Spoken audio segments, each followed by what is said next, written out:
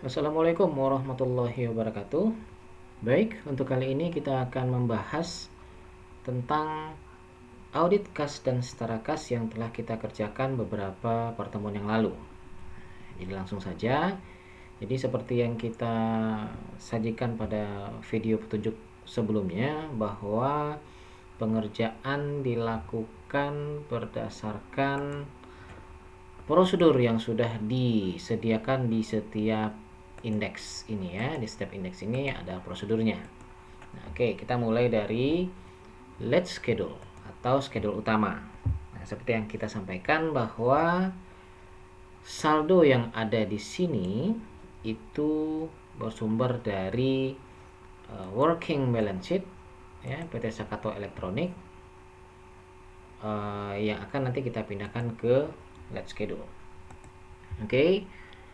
Yang pertama, tapi sebetulnya sebagian besar dari mahasiswa sudah memahami untuk membuat lead schedule ini. Dilihat dari hasilnya rata-rata betul semuanya ya, rata-rata, meskipun ada beberapa yang masih belum lengkap. Tapi tetap kita akan bahas. Jadi untuk di sini untuk prosedurnya, input secara manual pada kolom yang berwarna biru, kemudian input saldo unaudited 31 Desember 2020 dan audited 31 Desember 2019. Nah, ini dia. Kas kecil 50 juta ya, setelah kita merefer kepada working balance sheet 31 Desember 2020 ya.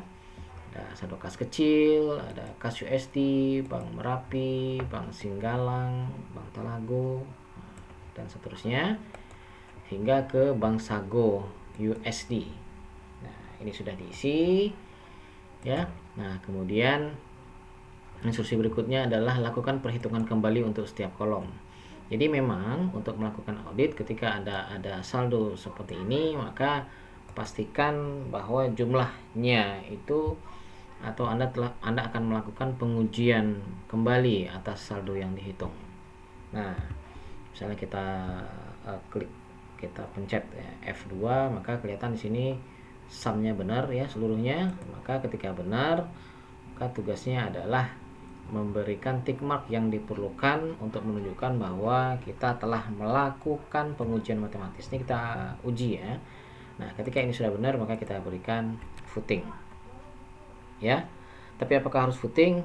Tidak ya, bisa dengan simbol yang lain, tapi syaratnya adalah makna simbol tadi harus disajikan di bawah ini ya. Oke, sudah. Kemudian untuk audited 2020 nya ini otomatis ya, sudah diformulakan dari unaudited atau saldo yang belum diaudit tahun 2020. Nanti ada proposed adjusted journal entries atau usulan jurnal penyesuaian. Nah, kalau kas dan setara kas berarti di debit berarti bertambah dia, kemudian di kredit artinya berkurang ya. Ini adalah saldo setelah diaudit. Nah, kemudian audited 31 Desember 2019, tentu sumber kita adalah dari yang ini, balance per audit 2019 ya. Oke, kami rasa tidak bermasalah karena memang rata-rata sudah bisa melakukan ini. Kemudian kenaikan dan penurunan ini adalah Anda peroleh dari saldo audited 31 Desember 2020 dibandingkan dengan 31 Desember 2019. Apakah terjadi penurunan atau peningkatan? Nah, kalau kita lihat dari sini 31 Desember 2020 itu saldonya 49 jutaan, sementara 31 Desember 2019 adalah 50 jutaan. Berarti turun ya, 49 50. Tahun sebelumnya sekarang 49, dan penurunannya sebesar minus ya, atau sebesar 923.000 atau turun 1,85% ya. Nah, begitu seterusnya. Oke, ini bisa Anda screenshot. Ini tidak akan saya bahas berpanjang-panjang karena instruksinya adalah hanya ini saja, dituliskan berdasarkan working balance sheet atau laporan keuangannya juga oke. Lalu kemudian saldo-saldo ini diminta untuk ditelusuri ke general ledger. Nah, ini telusuri dan cocokkan saldo kas dan setara kas per 31 Desember 2020 atau yang unaudited ini ke general ledger. Nah, pada kasus ini saudara dianggap sudah menelusuri ke general ledger. Tapi sebenarnya Anda memang harus lihat general ledger klien, Anda minta GL-nya, lalu Anda lihat angka-angkanya ini apakah sudah sesuai apa belum. Nah, untuk tugas kali ini diasumsikan bahwa Anda telah melihat general ledger dan hasilnya sesuai. Ya, artinya angkanya sesuai, maka Anda tinggal memberikan GL di sini. Nah, arti GL ini adalah saldo ini sesuai dengan general ledger. Ya, nah, setelah Anda berikan GL, maka dia otomatis di sini muncul, dan ini muncul juga otomatis. Anda tinggal memberikan apa arti GL. Nah, arti GL itu adalah telah ditelusuri ke general ledger. Ya, demikian juga dengan prosedur berikutnya, yaitu diminta untuk menelusuri saldo kas dan setara kas audited 31 Desember 2019 atau saldo kas dan setara kas tahun lalu. Telusuri laporan keuangan tahun lalu. Nah, di sini diasumsikan juga bahwa saudara telah melihat ke saldo tahun lalu dan jumlahnya sesuai. Jadi hanya memberikan tick mark PY di sebelah kanan ini. Artinya apa? Nah, artinya adalah saldo ini sudah sesuai dengan saldo tahun lalu, ya. Jadi tidak ada pelompatan saldo dari saldo akhir tahun 2019 ke saldo awal tahun 2020, ya.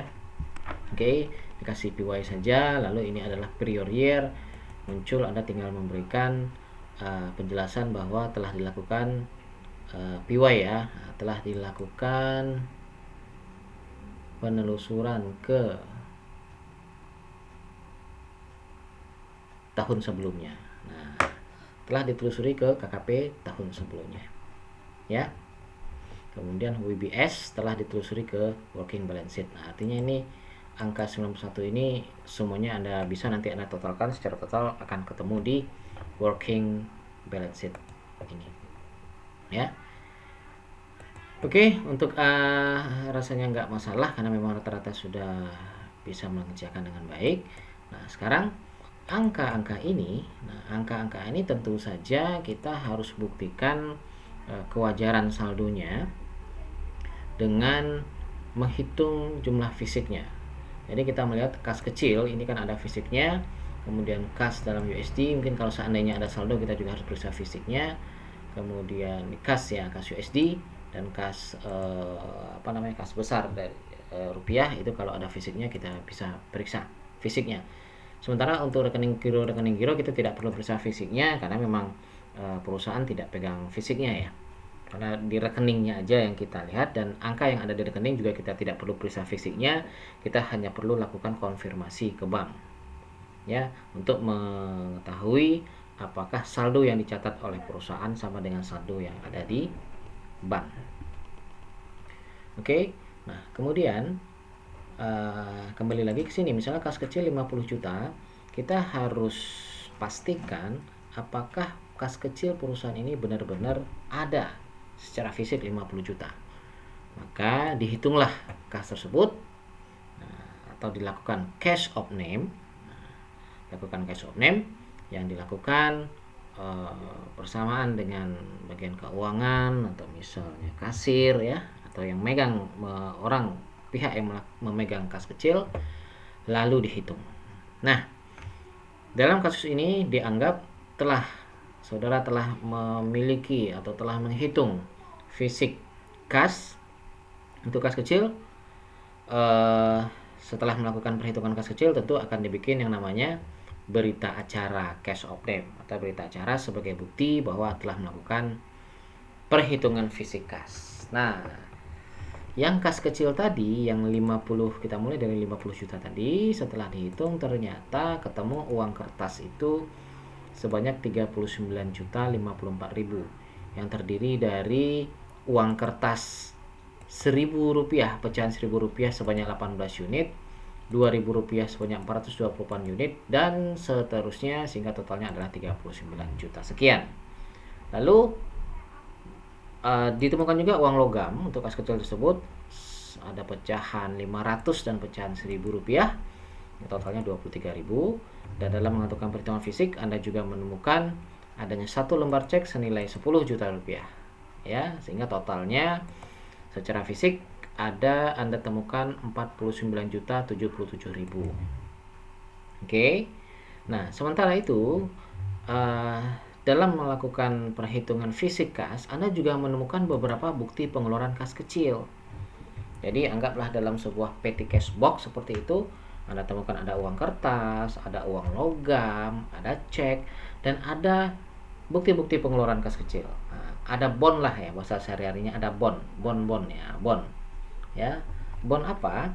Atau bukti pembelian apa? Pembelian BBM untuk mobil B7544 MMD. Ada ketemu di situ ada struk BBM 250.000, lalu ada mungkin faktur terkait pembelian alat tulis kantor seharga 350.000. Terus kemudian ada lagi kwitansi ya, untuk entertainment 145.000, pembelian air mineral dan pembelian teh dan kopi yang totalnya adalah 923.000. Nah, ketika dijumlahkan total uang fisik dengan jumlah bond tadi, jumlah bukti pengeluaran tadi, maka totalnya adalah 50 juta. Pas sesuai dengan saldo. Berarti menurut klien saldo kas kecilnya adalah 50 juta yang terdiri dari 49 juta 77.000 merupakan uang tunai dan cek, dan 923.000 dalam bentuk bond.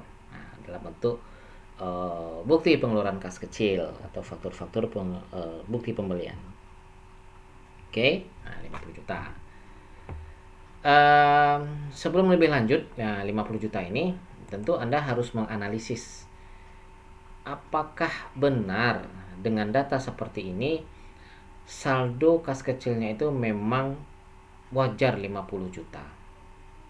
Apakah memang saldo kas kecilnya itu harus ditulis 50 juta atau memang sebesar 50 juta. Nah, ini harus Anda analisis. Kenapa? Karena yang dimaksud dengan kas itu salah satunya adalah siap untuk digunakan. Ya. Nah, sementara yang 50 juta yang dicatat klien ini ternyata bukan semuanya berupa uang, bukan semuanya yang siap untuk digunakan. Kenapa? Karena dari 50 juta ini ada bond, ada faktur, ada bukti pengeluaran yang uangnya sudah dikeluarkan. Nah, artinya apa? Nah, sebagai auditor Anda tentu harus menganalisis ini bukanlah kas kecil lagi, bukanlah kas lagi, karena dia sudah merupakan bukti pengeluaran kas. Artinya apa?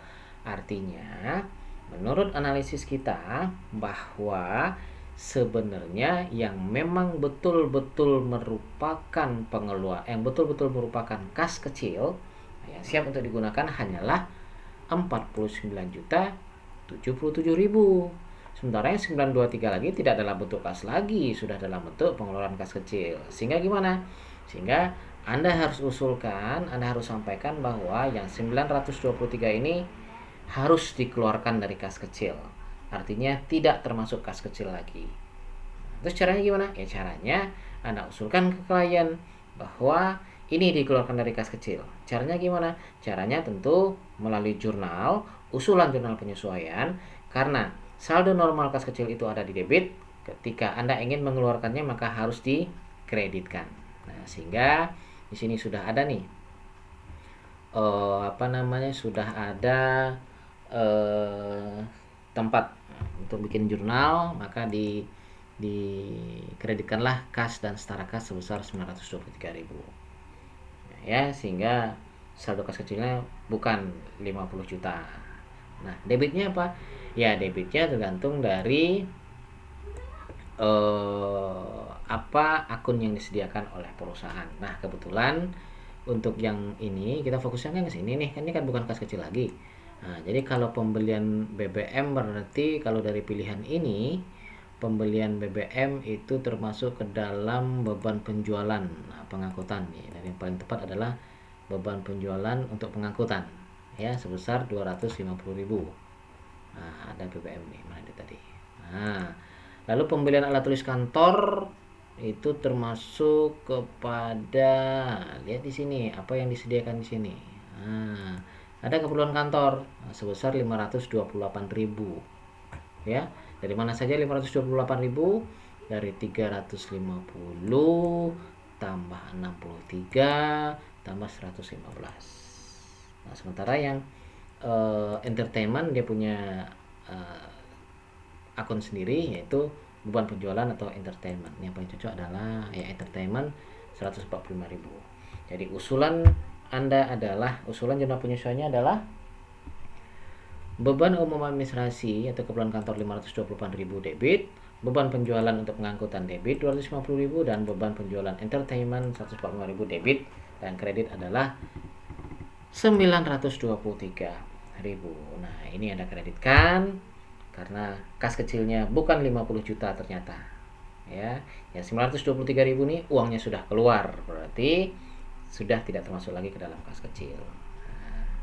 Sudah, hampir beres kalau begini. Jadi di dalam jurnal yang Anda usulkan ini nanti disampaikan tuliskan di Propose Adjusted Journal Entries atau kolom untuk penyesuaian. Maka 923.000 tadi, yang ini ya, 923.000 tadi masukkan ke kolom kredit. Nah, karena itu yang berkaitan dengan kas dan setara kas, sehingga kas saldo wajarnya adalah 49.077.000, bukan 50 juta. Sekali lagi, kenapa? Karena yang 923.000 ini tidak merupakan kas, dia berupa bukti pengeluaran dan uangnya memang sudah dikeluarkan. Nah, jadi ternyata setelah Anda periksa kas kecil PT Sakato Elektronik, yang wajar adalah, yang benar adalah 49.077.000. Ya. Oke. Selesai untuk kas kecil. Lalu kas USD juga demikian. Ya, kas USD ini ada 240 juta sekian.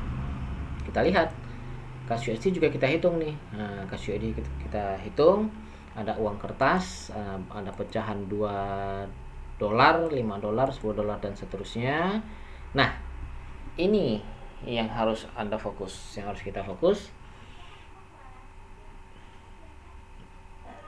Untuk falas atau valuta asing, untuk mata uang bukan mata uang kita yang di Indonesia, maka Anda harus konversikan dengan menggunakan kurs tengah BI. Apa itu kurs tengah BI? Ya, Anda harus garis bawahi ya, Anda harus ingat, kurs tengah BI adalah kurs jual tambah kurs beli dibagi 2. Itu formulanya. Nah, sementara itu kita lihat di sini ada catatan bahwa klien tidak mencatat dengan kurs tengah BI. Klien mencatat dengan kurs jual. Nah, kurs jual adalah 14.828 per 1 US dollar. Ya, dia menggunakan kurs jual. Nah, tentu saja dalam hal ini tidak tepat, karena yang tepatnya adalah konversinya dengan menggunakan kurs tengah BI. Nah, tapi kita lihat dulu catatan klien ya. Kurs jual. Nah, ini $5 kali 5 unit, 5 lembar uang kertas kali 2 yang uang $2. Nah, kemudian dikalikan dengan 14.828 sama dengan 148.000. Ya. Nah, kemudian 98 lembar uang $5, berarti ada $490 dikalikan 14.000, totalnya jadi 7.265, dan seterusnya. Jumlah uang kertas dalam US adalah $16.200. Dikonversikan dengan menggunakan kurs jual, ini yang dilakukan oleh klien ya, totalnya adalah 240 juta sekian. Dan uang logamnya dengan cara yang sama, totalnya adalah 6.673. Dan totalnya adalah 16.200.45 USD, sama dengan dikonversikan ke rupiah, di mana klien melakukannya dengan kurs jual dikalikan kurs jual, hasilnya adalah 240.220.273. Ini berasal dari 16.200.45 dikali 14.828 per US dollar. Nah, angka 240.220.273 ini sama dengan yang ada di WBS. Nah, kurs USD 240, 220, 273 ya. Oke. Nah, ini dikasih footing, kenapa? Ya, ini dijumlahin ya, jumlahin, footing, artinya kita sudah melakukan pengujian matematis.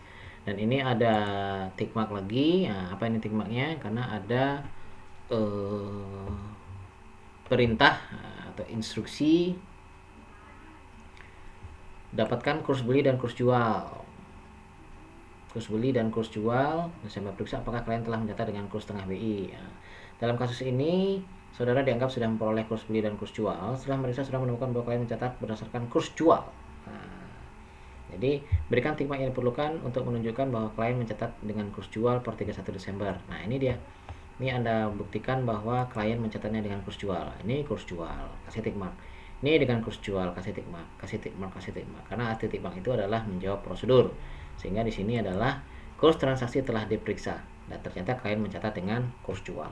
Nah, itu arti tick marknya. Jadi intinya tick mark ini adalah untuk memberikan informasi bahwa angka tersebut sudah diperiksa dan sudah dilakukan prosedur pemeriksaan sesuai dengan prosedurnya atau program auditnya, ya. Oke, dan WBS ini ada semuanya di instruksinya. Nah, kalau seandainya valuta asing ini harusnya si klien mencatat atau mengkonversikan dengan kurs tengah BI, tapi ternyata dalam kasus kita ini dicatatnya dengan kurs jual. Nah, ini sudah disediakan format untuk mencari berapa sih saldo yang seharusnya. Karena pasti selisih. Ya, kenapa pasti selisih? Harusnya dengan kurs tengah BI yang formulanya kurs beli tambah kurs jual bagi 2, tapi klien mencatat dengan kurs jual. Nah, mari kita lihat. Perhitungan usulan jurnal penyesuaian. Jumlah kas uang USD-nya secara dalam bentuk USD adalah 16.200.45 ini ya. Nah, ini. Nah, si klien mengkonversinya dengan menggunakan kurs jual. Kurs dicatat klien dengan kurs jual 14.828. Sehingga totalnya adalah dalam rupiah 240.220.273. Ini dicatat klien nih. Nah, Anda sebagai auditor tentu harus mencari yang angka wajarnya atau angka benarnya berapa. Nah, angka benarnya sebetulnya bukan dikalikan dengan 14.828 yang $16.200 ini, tapi dikalikan dengan 14.700. Dari mana dapatnya angka 14.700? 14.700 sudah peroleh dari ini. Nah, dari kurs beli ditambah kurs jual bagi 2. Ya, kurs beli. Kurs beli, lihat kurs beli ditambah kurs jual bagi 2. Dapatnya 14.700. Nah, ini yang kurs tengah BI. Makanya si klien harus mencatat dengan nilai 14.700. Nah, dari sini 14.700. Oke. Sehingga saldo menurut auditor adalah 16.200.45 dikali dengan 14.700 sama dengan 238 juta sekian. Mari kita lihat. Dicatat oleh klien 240 juta. Menurut auditor 238. Apa artinya? Artinya klien mencatat lebih besar dari seharusnya. Nah, ketika klien mencatat lebih besar dari yang seharusnya, maka sebagai auditor Anda harus usulkan harus dikurangi ya supaya pas ya. Kalau dia terlalu besar catatnya maka harus dikurangi supaya pas. Nah, cara menguranginya adalah tentu dikreditkan ya kas USD-nya. Maka jurnalnya adalah kas dan setara kas USD dikurangi sebesar 2.073.000 yang bersumber dari kas yang dicatat klien 240, kas yang seharusnya menurut perhitungan yang benar 238, selisih lebih 2.073.000. Nah, dikreditkan. Ya. Lalu debitnya adalah pendapatannya di debit ya, pendapatan atau beban lain-lain, laba. Nah, ini sebetulnya harusnya laba atau rugi atas kurs valuta asing. Ya. Jadi secara tidak langsung ini kita bisa melihat bahwa terjadi rugi ya. Dari konversi kurs. Nah, tapi memang di sini tidak kelihatan keputusan ruginya. Yang kelihatan di sini adalah pendapatannya di debit. Nah, itu kan artinya rugi itu. Karena kalau seandainya saldo normal pendapatan tentu di kredit. Nah, ketika pendapatan jadi debit itu adalah merupakan kerugian dari kurs mata uang asing.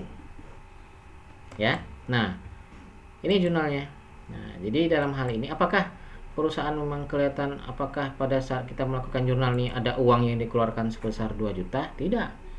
Uangnya tidak kita apa-apain, uangnya tidak kita kurangi secara fisik. Yang berkurang hanyalah nilainya saja ketika ini dikonversikan. Oke. Nah, kita lihat dari jurnal yang kita usulkan ini, yang berkaitan dengan kas dan setara kas adalah yang kredit ini, ya. Kalau pendapatan ini tidak masuk ke dalam kas dan setara kas, maka yang kita pindahkan ke let's schedule adalah angka ini, kas setara kas kredit 2.073. Maka di let's schedule untuk kas dan setara kas itu dikurangi 2 juta, dikredit 2.073.658, sehingga saldo auditednya bukanlah 240 lagi, tapi adalah 238. Nah, seperti itu. Ya. Oke. Kemudian untuk Bank Merapi, Bank Singgalang, Bank Talang tidak ada. Ini A2 dan A3. Nah, kita lihat A1 dan A2 ini adalah merupakan berita acara cash of name, sementara A3 ini apa?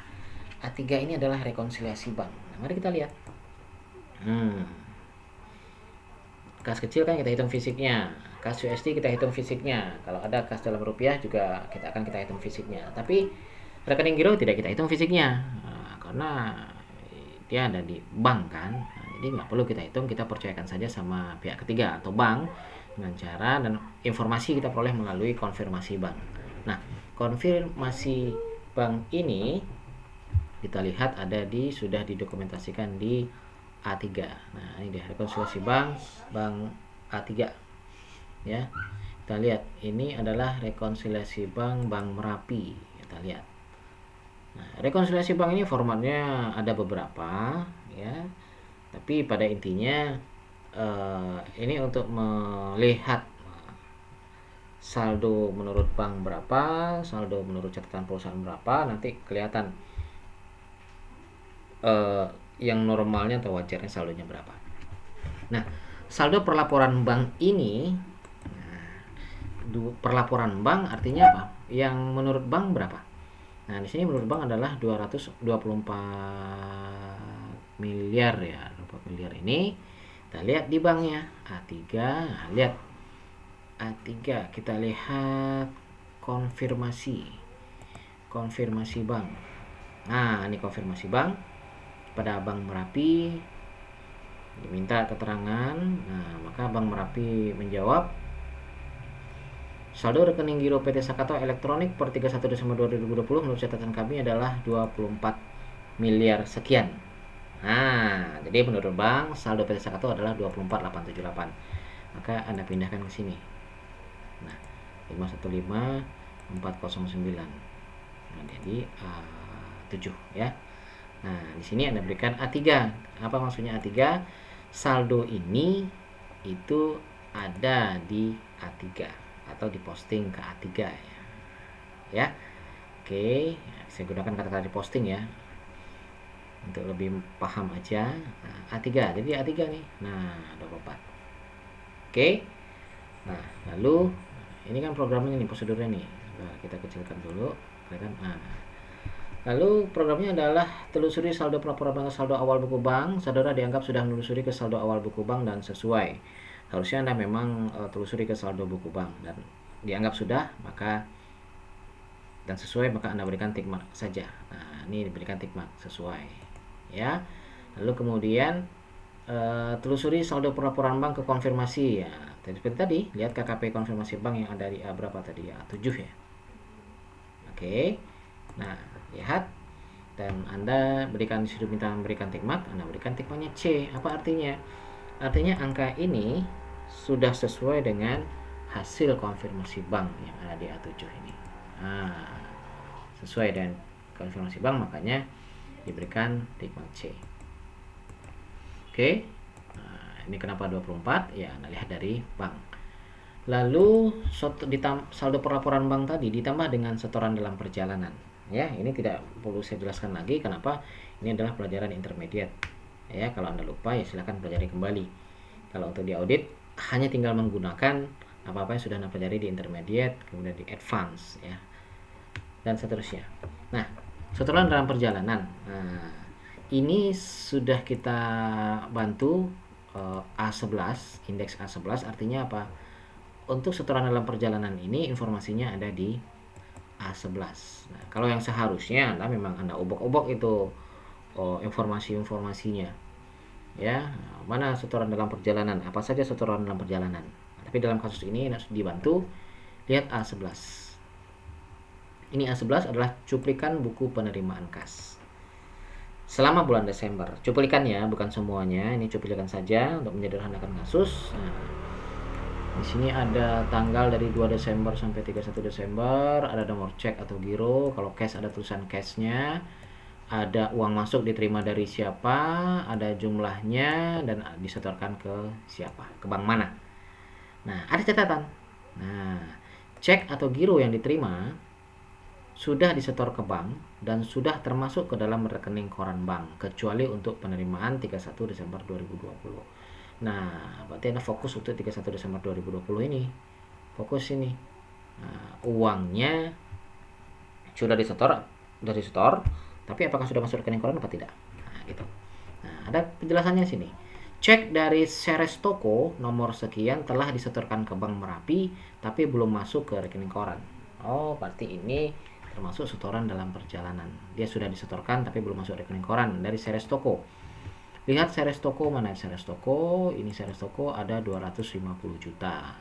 Nah, mari kita lihat di mana tadi Seres Toko, di A3 ya. A3. Nah, Seres Toko. Ini ada, silahkan pilih Seres Toko 250 juta. Setoran dalam perjalanan. Artinya sudah disetor tanggal 31, belum muncul di rekening koran. Siapa lagi? Nah, lihat A11 lagi. Cordelia TV. Ada 320 juta ya. Dari Cordelia TV, CV telah disetorkan ke Bank Merapi tapi belum dimasuk ke rekening koran. Oke, sama. Berarti sebesar Cordelia TV CV, sebesar 320 juta. A3. Ya. Oke. Totalnya adalah 570 juta. Kas yang belum disetor. Nah, kas yang belum disetor ini tuh masih ada di perusahaan, dia masih belum disetor, tentu belum muncul di rekening koran. Siapa saja di A11. Dari cek dari Bintang Jaya Elektronik nomor sekian belum disetorkan ke bank. Oh, makanya belum disetorkan, makanya tidak muncul di rekening koran. Sementara di catatan perusahaan muncul. Nah, maka terjadi selisih sebesar Bintang Jaya 145 juta. Maka di sini kita isi 145 juta. Oke. Kemudian dikurang saldo bank tadi ditambah setoran dalam perjalanan, kas yang belum setor, lalu dikurang dengan cek yang masih beredar. Ya. Anda sudah tahu, cek yang masih beredar adalah cek yang sudah dikeluarkan oleh perusahaan, sudah dicatat oleh perusahaan, sudah diserahkan ke penerima cek atau supplier mungkin, tapi belum dicairkan, sehingga uang kas yang ada di perusahaan atau uang yang ada di rekening perusahaan itu belum berkurang, sementara catatan perusahaan sudah berkurang, maka terjadi selisih. Ya, siapa saja yang sudah diberikan cek tapi belum dicairkan uangnya atau cek yang masih beredar, ini A12, maka Anda lihat A12. Tentu karena dia cek, kita bikin cek, perusahaan bikin cek, tentu uang keluar ya. Ini cuplikan buku pengeluaran kas. 31 Desember, siapa tuh? Siapa saja catatannya? Adalah Bank Merapi ya, ini cash semua. 29 Desember Bank Merapi ada satu Victoria Elektronik 91 juta. Nah, jatuh tempo 31 Desember kita lihat A3 tadi, Victoria Elektronik 91 juta belum dicairkan, tapi ceknya sudah dibikin dan sudah diberikan. Kemudian lagi lihat A12, siapa lagi nih? Bank Merapi Jaya Service Station sebesar 7.550. Ini juga belum dicairkan. Jadi tempo tanggal 31 Desember tapi belum dicairkan. Oke. Nah, lalu siapa lagi? Lihat lagi A12. Bank Merapi juga ini 5.200.000 ini juga belum mencairkan. 5.200.000, nah belum mencairkan. Nah, sehingga totalnya adalah saldo per buku 31 Desember 2020 sebetulnya adalah 25.489.765.409. Kita lihat di Let's Schedule apakah sama. Nah, makanya tidak ada penyesuaian ya. Dengan cara yang sama juga Singgalang giro rupiah juga seperti itu, Bank Talang giro juga seperti itu, sama ya. Jadi untuk A4, nah lihat A11 A11 nya di sini ya. Nah, tidak saya jelaskan satu-satu. Ini ada catatannya. Nah, Bank Singgalang, Bank Singgalang, Bank Singgalang, Bank Singgalang, Bank Talang ya. Nah, silakan tetap Anda pelajari. Beberapa sebagian mahasiswa sudah benar untuk hal ini. Jadi saya tidak terlalu detail.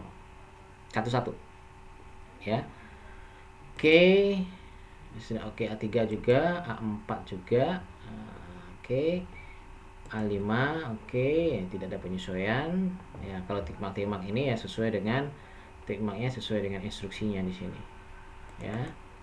Oke, A6. Nah, A6 juga sama nih. Rekonsiliasi juga. Dia juga nanti akan ada ketika ada konversi ini Anda pastikan apakah si klien sudah mengkonversikan dengan kurs tengah BI. Nah, kita lihat di sini dia menggunakan apa konversinya nih? 14.828. Oh, 14.828 ini adalah kurs jual. Nah, berarti dia mengkonversikan dengan kurs jual. Kan salah ya. Makanya di sini ada perhitungan. Saldo per bukunya berapa? Per bukunya 862.324. Nah, ini ada nih 324, ini saldo per bukunya. Nah, klien mengkalikan dengan mengkonversikan dengan 14.828 sehingga totalnya adalah 12 miliar sekian. Sementara harusnya dengan kurs tengah BI, kurs tengah BI-nya 14.700, harusnya menjadi 12.676. Dicatat klien 12,7, dihitung seharusnya 12,6, berarti selisih lebih catat. Nah, kalau lebih catat berarti kasnya dikurangi nilainya. Jadi kas di kredit 110 juta. Debitnya adalah laba atau rugi. Ya, karena pendapatannya di debit berarti rugi kurs atas kurs konversi kurs valuta asing. Ingat, secara uang tidak ada dikeluarkan, tapi secara nilai dia berkurang. Maka yang sesuai dengan kas yang sarkas adalah yang ini. Di Let's Schedule tentunya akan tertulis 110 juta 377.472. Begitu ya. A6 seperti itu, lalu A7. Nah, jadi yang konfirmasi ini setelah angkanya lihat Anda kasih di sini indeks silang untuk menunjukkan di mana angka ini terdapat. A8 juga seperti itu. Ini ada jadi A4 27243, lihat A4 27243 ya. A5 juga demikian. Nah, kemudian A6, nah, yang tadi A6 yang barusan yang kurs tengah BI ya. Untuk tikmak-tikmak silahkan Anda lihat prosedurnya. Nah, dan karena dia ada otomatis di sini ya. Kemudian A7 juga ini A7, A8, A9 ada di A5 dia. Nah, karena Bank Talang ada di A5. Oke, Bank Talang ada di A5 25104. Kemudian A10 Bank Sago, dan A11 ini adalah yang tadi ya, informasi penerimaan kas untuk memeriksa setoran dalam perjalanan atau kas yang belum setor, dan A12 adalah bukti pengeluaran kas, cuplikannya ya, untuk memeriksa cek yang masih beredar atau cek yang sudah dikeluarkan tapi belum dicairkan oleh si pemegang cek ya. Nah, tambah satu lagi nih, A13 nya bukan termasuk kas dan setara kas nih, tapi termasuk aset lancar lainnya, karena cara pemeriksaannya prosedurnya relatif sama, maka kita coba hitung, kita periksa, tapi memang tidak dimasukkan ke dalam Let's Schedule ya. Bank Kerinci dan Bank Telamo tidak termasuk karena ini adalah KKP, kas dan setara kas. Oke. Nah, Jadi dengan cara yang sama nih, ada yang mencatat dengan kurs jual. Nah, harusnya dengan kurs tengah BI 14.700 ya. Kita tidak ulangi kembali, nanti tinggal cari sini saja. Kita lihat apakah klien lebih catat atau kurang catat. Dan ternyata dia lebih catat semua. Nah, kalau lebih catat ya, maka di sini adalah karena dia aset lancar lainnya, maka yang Anda kreditkan bukan kas yang setara kas, tapi aset lancar lainnya. Bank Kerinci 411 juta, dia lebih catat harus dikurangi. Bank Telamau 168 juta, lebih catat harus dikurangi. Debitnya adalah pendapatan atau beban lain-lain, laba atau rugi atas kurs valuta asing. Ya. Karena ini bukan termasuk kas yang secara kas, maka tidak kita masukkan ke dalam flat schedule. Nah, selesai sampai di sana. Oke, sebelum kita akhiri, nah, jadi inilah sumber kenapa ini usulan jurnal penyesuaiannya ini dikredit ya. Nah, hitungnya bagaimana, kemudian ini silahkan nanti Anda ulang lagi kalau misalnya belum mengerti, silahkan lihat ulang lagi. Ini prosedurnya. Flat schedule untuk A1 berita acara cash of name untuk kas kecil, nah, seperti ini ya. Mohon maaf soft copy-nya tidak bisa kita share, nah, tapi ini bisa Anda screenshot saja ini. Oke, seperti ini pelan-pelan. Oke, kemudian A3. Oke, nah, kemudian A4. Oke, A5, ya A5. Oke, oh, ini berkurang. Nah, A5, A6, A6. Sebentar kita klikkan lagi A6. Oke, lebih kecil lagi, Oke, ini A6. Oke, beberapa atau sebagian besar sudah mendapatkan nilai 80-an aslinya. Ini untuk meningkatkan poinnya nanti saya akan nanti ketika ujian ini Anda berikan. Nah, jangan lupa nih, ini A4 ini ya, ini di indeks silang, lalu berikan penjelasannya. Ini muncul otomatis. Apa yang maksudnya dengan A4 telah ditelusuri ke KKP rekonsiliasi bank, karena A4 ini memang adalah merupakan rekonsiliasi bank. Oke, A8, A9 sama. Oke, A10 sama. A11 ini adalah penjelasannya, ini tick marknya, boleh lihat dari opsi tick marknya. Kemudian A12 seperti ini, dan A13 seperti ini. Nah, kalau Anda mau catat nanti silakan Anda screenshot saja hasilnya. Oke, demikian saja, semoga dapat dipahami. Wabillahi taufik wal hidayah. Assalamualaikum warahmatullahi wabarakatuh.